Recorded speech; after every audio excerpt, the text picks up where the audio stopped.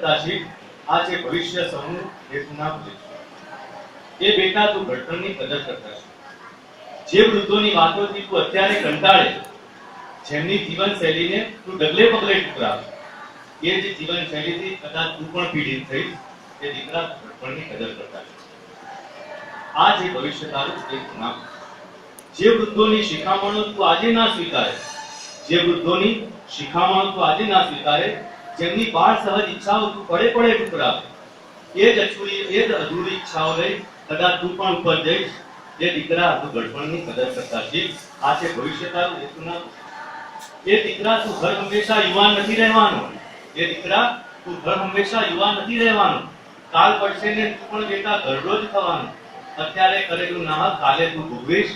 એ દીકરા ઘડપણની કદર કરતા છે. આ જે છે ભવિષ્ય તારું હેતુના. એ દીકરા હું વૃક્ષ છું ઘરડું, જેના આપે ફળ.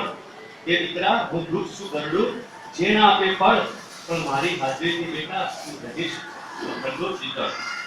જેથી હું નહીં હોઉં ને વાલા, દુનિયાના તડકાથી તું બળીશ. એ દીકરા ઘડપણની કદર કરતા શીખ. એ વાલા તું ઘડપણની કદર કરતા.